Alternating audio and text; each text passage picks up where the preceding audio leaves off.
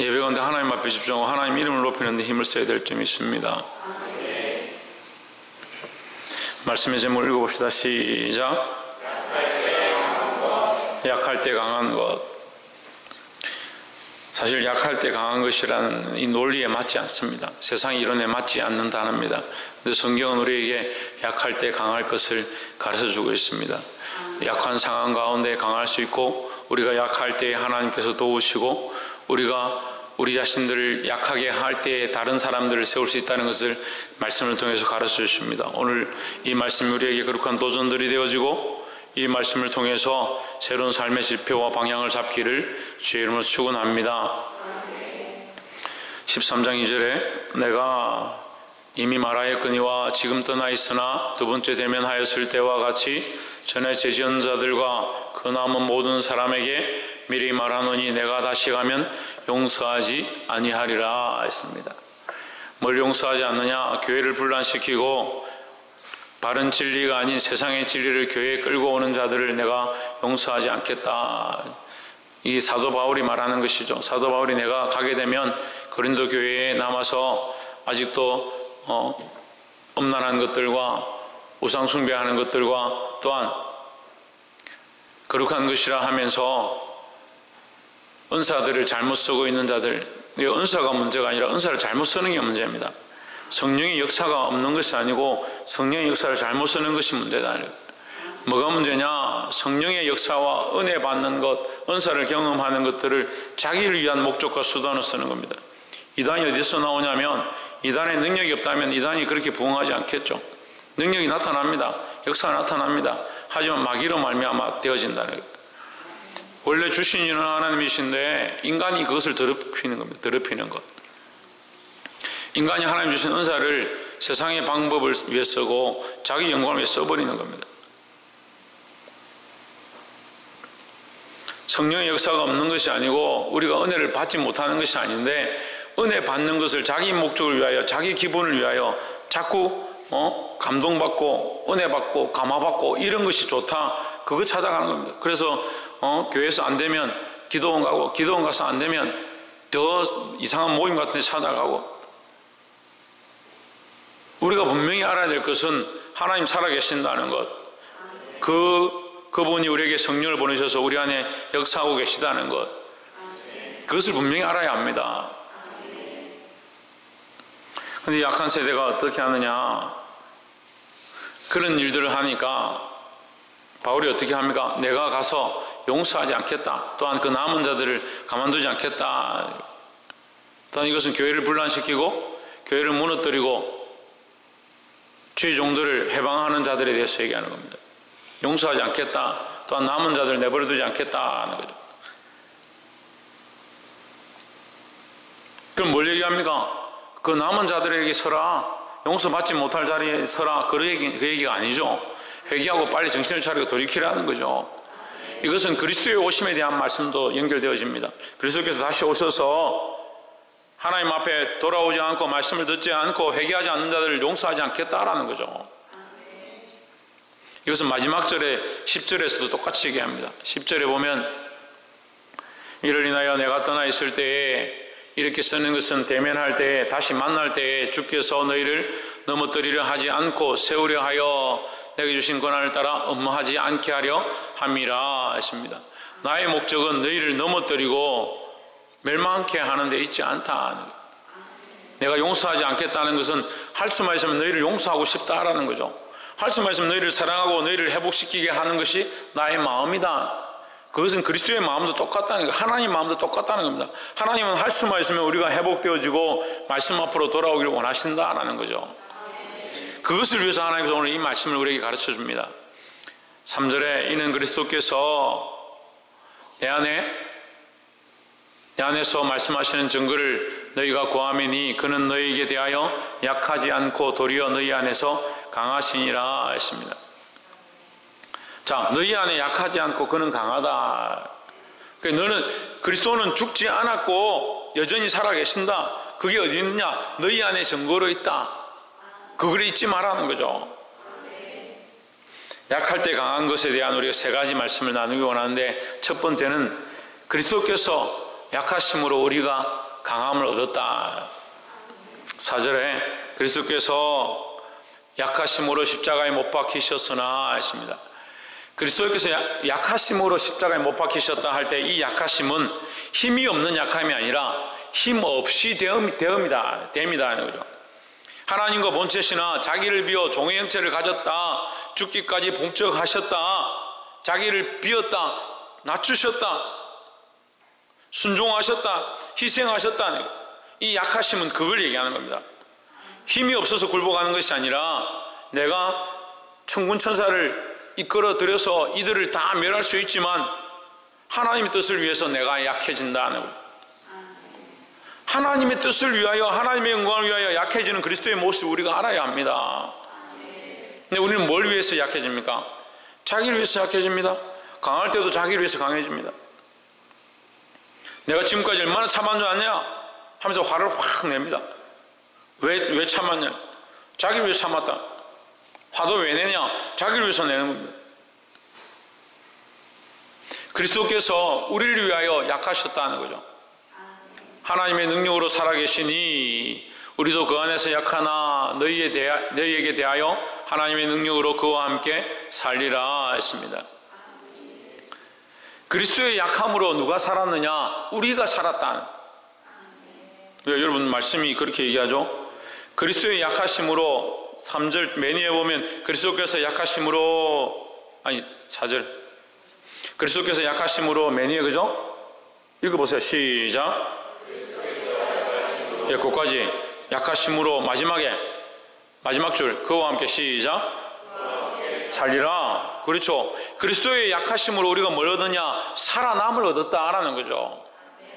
이것이 우리의 신앙 고백입니다. 그리스도의 희생과 이 약함을 희생으로 바꿀 수 있습니다. 희생. 그리스도의 희생하심으로 그러니까 자기 힘을 다 쓰는 게 아니에요. 자기 감정을 다 쓰는 게 아닙니다. 자기가 좀 재능이 있고 재주가 있고 재물이 있으면 그걸 자기를 위해서 다 쓰는 사람들이 있습니다.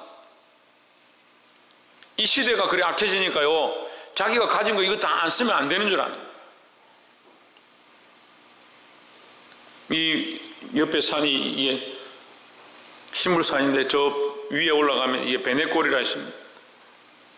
지난주에 뉴스에 이슈됐던 게 뭐냐? 세계적인 스포츠 카들이 새벽만 되면 저 위에서 달리기를 한다는 거예요. 경주를 한다는 거예요. 왜 경주를 하냐? 카메라가 없으니까. 저도 달려봤지만 굉장히 위험하거든요. 저 위에 올라가서 막 스포츠카들이 경주를 한다는 거예요. 레이스를 한다는 거예요. 자기들이 있는 것, 자기들의 재력과 자기들의 힘을 쓰지 않고 견디지 못하겠다는 거예요. 이 시대가 그래요. 자기가 가진 걸 자랑하고 싶고요. 자기 힘을 쓰고 싶은 거예요. 근데 그리스도께서 우리에게 뭘 가르치냐? 당신의 약하심으로 우리를 살렸다. 이걸 알아라는 거죠. 그걸 믿습니까? 그리스도의 희생으로 말미암아 우리가 살았다는 거죠. 그러니까 자랑할 게 뭐 있습니까? 교회에서 큰 소리 칠 게 뭐 있습니까? 우리의 약함으로 그가 산 것이 아니고 그리스도의 약함으로 우리가 살았다. 그리스도의 희생으로 우리가 살았다. 그러니까 내가 여기 있는 것, 내가 예배하는 것, 내가 기도하는 것 나의 능력이 아니다라는 거죠. 5절에 너희가 믿음 안에 있는가 너희 자신을 시험하고 너희 자신을 확정하라. 예수 그리스도께서 너희 안에 계신 줄을 너희가 스스로 알지 못하느냐? 그렇지 않으면 너희는 버림받은 자니라 했습니다. 첫 번째는 뭐라고요?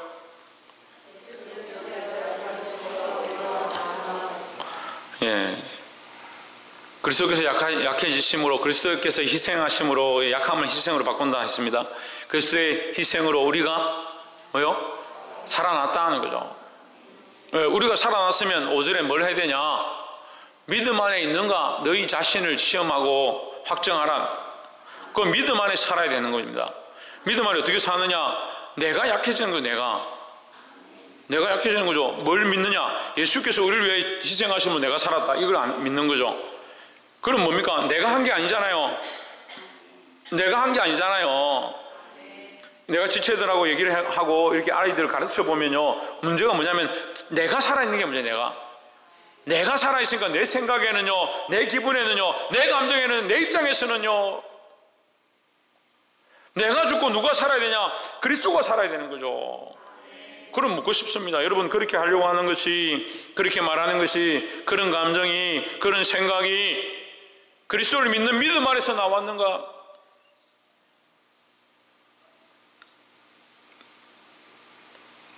목사님 대표로 기도하셨는데, 말씀 가운데 책망하면요, 듣는 사람들이 찔리고 속상하고, 그렇게 어떻게 합니까? 그 감정을 또한 목사님에게 표출하는 거예요. 말씀을 말씀대로 받고 그 말씀 앞에 내가 어린 양과 같이, 연약한 양과 같이 목자의 음성을 듣고 목자의 지팡이를 따라 목자의 인도함을 받겠다라는 순종함이 있어야 되는데, 믿음이 자꾸 약해지니까, 그리스도께서 나를 위하여 희생하셨기 때문에 내가 지금 살아있다. 그럼 지금 사는 것은 누굴 위해 사냐? 그리스도를 믿는 믿음 안에서 산다라고 해야 되는데, 자기를 위해서 사는 이 삶이 계속되어지는 거예요. 그러니까 자존심도 있고요, 자기 삶도 있고요, 자기 입장도 있고요. 여전히 예수 믿는다고 교회에 나와 있지만 삶은 여전히 그대로 있는 거예요.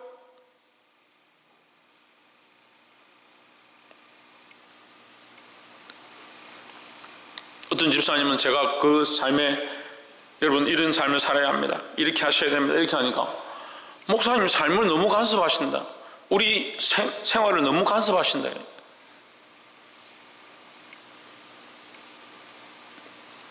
저도 간섭 안 하려고 노력할게요.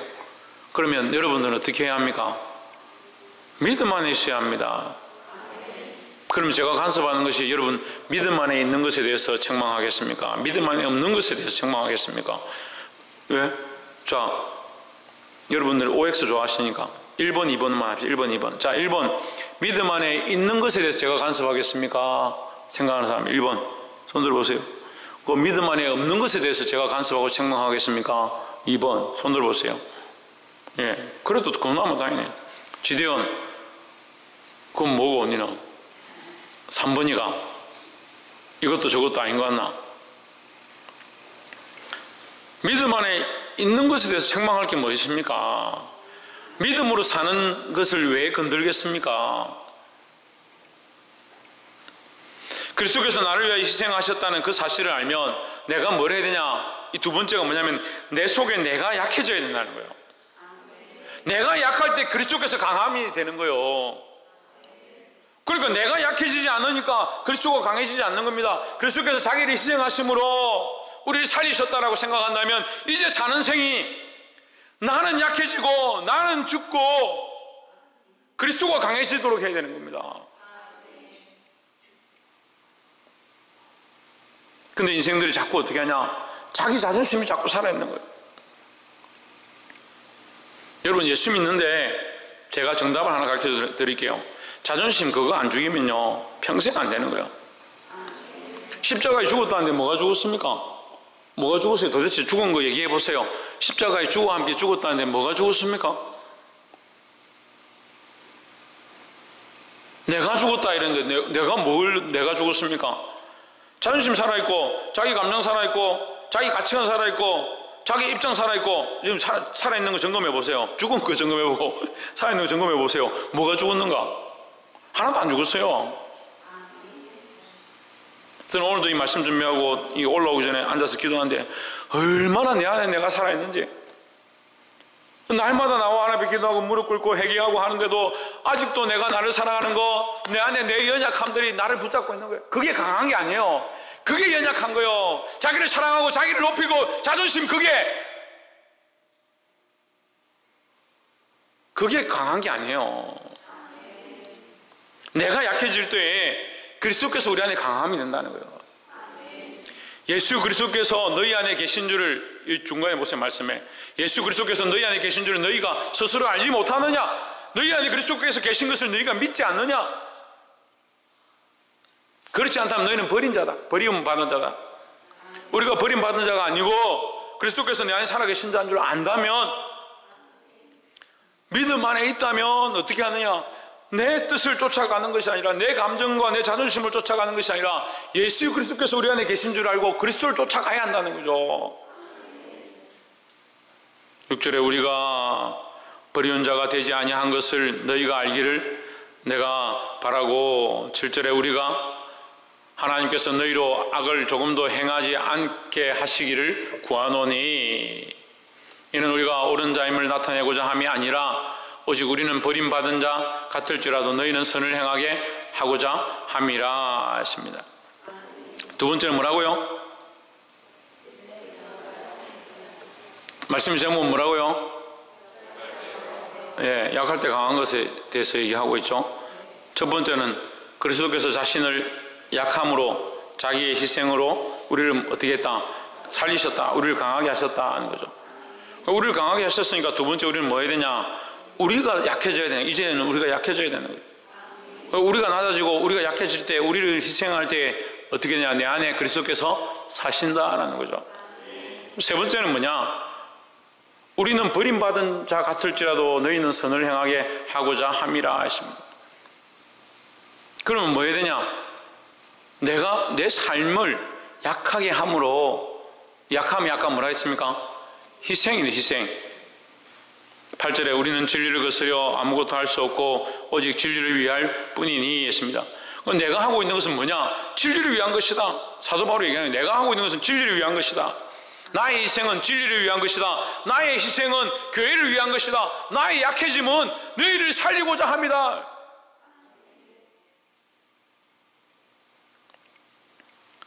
9절에 우리가 약할 때에, 우리는 바울입니다. 사도 바울입니다. 사도 바울과 동력자들입니다. 믿음의 동력자들이 약할 때에 너희가 강한 것을 기뻐한다. 나의 희생으로 너희가 살아난 것을 기뻐한다. 내가 감옥에 갇힘으로 말미암아 고린도 교회가 부흥하고 있는 것 감사하게 생각한다. 기뻐한다 이 말이에요. 여러분 자신들이 그리스도로 말미암아 구원을 얻었습니다. 그래서 여러분 안에 있는 자존심과 연약함들을 내려놓기 원한다 했습니다. 그것을 말미암아 그리스도가 사시는 역사가 나타나기 원합니다. 근데 더더욱 뭐 해야 되냐? 우리 삶을, 내 삶을 희생함으로, 내 삶을 약하게 함으로 내 자존심과 내 생각들을 드러내서 사람들에게 억압하고 책망하고 그 위에 군림하는 것이 아니라 우리의 약함을 드러내므로 말미암아, 우리의 희생을 드러내므로 말미암아 너희가 살기 원한다. 이 세 번째는 이거예요. 우리의 약함으로, 우리의 희생으로 다른 이들을 살려야 된다는 거죠.